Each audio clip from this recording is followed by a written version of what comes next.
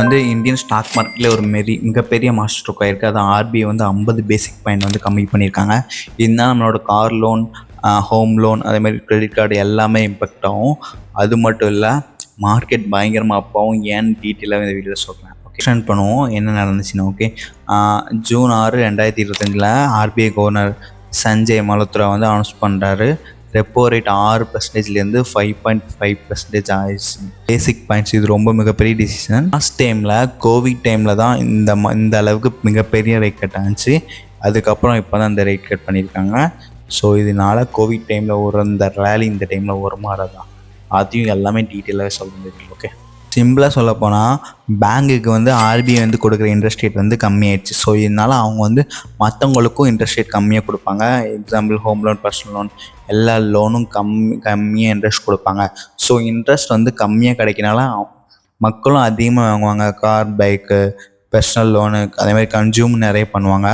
So இதனால் மார்க்கெட்டுக்கு வந்து ஒரு நல்ல க்ரீன் சிக்னல் கிடச்சிருக்கு.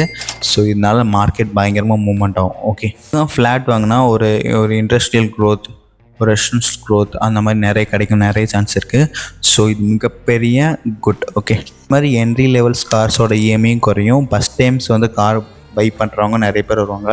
ஸோ இதனால் நிறைய பேருக்கு அட்வான்டேஜ் வரும். இந்தியன் ஸ்டாக் மார்க்கெட்டில் Maruti Suzuki, Tata motors, okay, Mahindra, நிறைய பேர் கார் சேல்ஸ் அதிகமாகும். ஏன்னா கடைசியாக ரொம்ப கம்மியாச்சு நிறைய கார் சேல்ஸ், இப்போ வந்து அதிகமாகும். ஸோ இது ஒரு அட்வான்டேஜ். அதேமாதிரி ஹோம் லோன் வந்து ரெடியூஸ் ஆகும். ஒரு மந்த்லி ஒரு 50 lakh லோனு 20 வருஷத்துக்குனா மந்த்லி வந்து 2000லேருந்து 3000 வரைக்கும் சேவ் ஆகும். அந்த சேவிங் அமௌண்ட் வந்து அவங்க மற்றதாக யூட்டிலைஸ் பண்ணிக்கிடுவாங்க. ஸோ இது ரொம்ப ரொம்ப யூஸ்ஃபுல்லாக இருக்கும். இன்கேஸ் அவங்க வந்து அந்த அமௌண்ட்டை வந்து பேங்க்கில் போட்டால் கூட அந்த பேங்க் வந்து அதை மறுபடியும் யூஸ் பண்ணி இன்ட்ரெஸ்ட்டாக அவங்க யூஸ் பண்ணிக்கிடுவாங்க. மறுபடியும் லோன் கொடுத்து இன்ட்ரெஸ்ட்டாக யூஸ் பண்ணிக்கிடுவாங்க. இது ஒரு அட்வான்டேஜ். ஓகே, அது மாதிரி பர்சனல் லோன் வந்து உடனே கம்மியாகாது, கொஞ்சம் டைம் ஆகும். டைம் ஆனதுக்கப்புறம் தான் கம்மி பண்ணுவாங்க. பர்சனல் லோன், கிரெடிட் கார்டு எல்லாமே அது கொஞ்சம் டைம் ஆகும். பட் ஆனால் ஹோம் லோன்ஸ் வந்து கண்டிப்பாக இம்பேக்ட் வந்து உடனே ஸ்டார்ட் ஆகிடும். இது ஒரு குட் திங். ஓகே, வந்து செக்டரல், எந்த செக்டர் வந்து பெரிய வின்னர், எந்த செக்டர் வந்து லூசர், அது மாதிரி எந்த செக்டருக்கு வந்து மிகப்பெரிய பெனிஃபிட் இருக்குன்னு கிளியராக பார்க்கலாம். ஃபஸ்ட் 4.5 லட்சம் வீடு வந்து இன்னும் விற்காமல் இருக்கான் மெட்ரோ சிட்டிஸில். ஸோ அது விற்க நிறைய சான்ஸ் இருக்குது. அதே மாதிரி ஹோம் பையர்ஸ்க்கு வந்து இன்னும் அஃபோர்ட் பண்ணுறது கொஞ்சம் ஈஸியாக இருக்கும். அதேமாதிரி Tier 2, Tier 3 சிட்டிஸ்லாம் 14% வரைக்கும் க்ரோத் ஆகும் ரியல் எஸ்டேட். ஓகே, அது மாதிரி ப்ராப்பர்ட்டி ப்ரைஸ்லாம் ஸ்டேபிளாக இருக்கும். ஆனால் டிமாண்ட் இன்க்ரீஸ் ஆகும். ஸோ அதனால் ரியல் எஸ்டேட் வந்து கண்டிப்பாக மேலே போகும். ஓகே, இது நம்பர் 1. நம்பர் 2 வந்து ஆட்டோ செக்டர். காரு, பைக் எல்லாம் இஎம்ஐயில் தான் வாங்குவாங்க.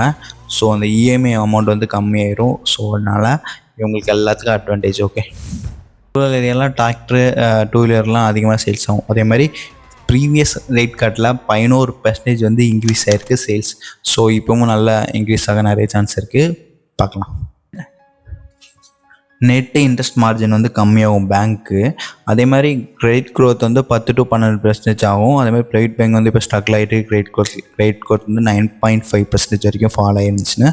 ஸோ இதெல்லாம் பார்க்க போகிறோம். அது கொஞ்சம் மிக்ஸ்டாக இருக்குது. ஆனால் நிறைய பாசிட்டிவ் இருக்குது பேங்கிங் செக்டருக்கு. ஓகே, இதுமாரி இன்னொரு செக்டர் இருக்குது, இதை யாருமே பார்க்க மாட்டாங்க. அதுதான் IT sector and pharma sector. இவங்க அதிகமாக எக்ஸ்போர்ட் பண்ணுவாங்க. ஸோ அதனால் இவங்க மேக்ஸிமம் டாலரில் தான் சம்பாதிப்பாங்க. இப்போ வந்து ருபீஸ் வீக் அதுக்கு நிறைய சான்ஸ் இருக்குது. அதனால் ஐடி செக்டர் டிமாண்ட் இருக்கும். அதே மாதிரி ஃபார்மா செக்டர், அதுதான் எனக்கு கண்டிப்பாக அது ரொம்ப டிமாண்ட் இருக்கும். ஏன்னா இப்போ ஏஐ மூலமாக ஐடி செக்டர் லைட்டாக வந்து இது ப்ராப்ளம் இருக்குது.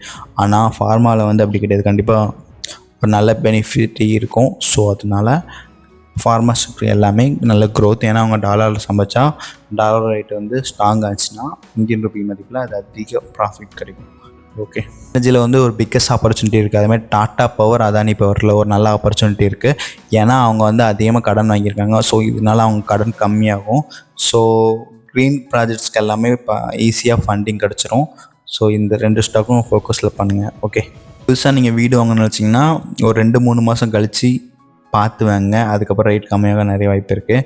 அதே மாதிரி ப்ரீ அப்ரூவல் லோன் வாங்கினீங்கன்னா நீங்கள் வந்து ஃபிக்ஸ்ட் ரேட்டில் வாங்கினீங்கன்னா இல்லை ஃப்ளோட்டிங் ரேட்டில் வாங்கினீங்கன்னா டிசிஷன்லாம் பார்த்துப்பாங்க. ஃபிக்ஸ்ட் ரேட்னா இன்ட்ரெஸ்ட் ஃபிக்ஸாக இருக்கும். ஃப்ளோட்டிங்னா ஆர்பிஐ ரேட்டு கூட்டினா இங்கேயும் கூடும், கம்மி பண்ணால் இங்கேயும் கூடும். ஸோ அந்த ரெண்டுத்தையும் கம்பேர் பண்ணி கரெக்டாக வாங்கிக்கோங்க. நீங்கள் வந்து ஃபாலோ பண்ணிங்கன்னா உங்களுக்கு சீக்கிரமாக ப்ராக்டிஸ் பண்ணிடுவாங்க. ஸோ அதனால் கண்டிப்பாக ஃபாலோ பண்ணிக்கோங்க. வந்து இன்வெஸ்டரோட மைண்ட் செட்டில் சொல்கிறேன். எஃப்டி ரேட்லாம் கம்மியாகும். ஸோ எஃப்டியில் ரேட் கம்மியானா அவங்க அந்த அமௌண்ட் எடுத்து அவங்க ஸ்டாக்ஸில் போட நிறைய வாய்ப்பு இருக்குது. அதே மாதிரி ரியல் எஸ்டேட்டும் நல்ல கூடும். அதே மாதிரி சிமெண்ட்டு, இன்ஃப்ராஸ்ட்ரக்சர் ஸ்டாக்கு, சிமெண்ட்டு. ஆர்பியோட பிளான் சொல்கிறேன். அவங்க வந்து இப்போ வந்து நியூட்ரலாக தான் இருக்கும். நெக்ஸ்ட் ரேட் கட்லாம் ரொம்ப எதிர்பார்க்காதீங்கன்னு கிளியராக சொல்லிட்டாங்க. அதுமாதிரி இன்ஃப்ளேஷன் வந்து 3.7 தான் இருக்குது.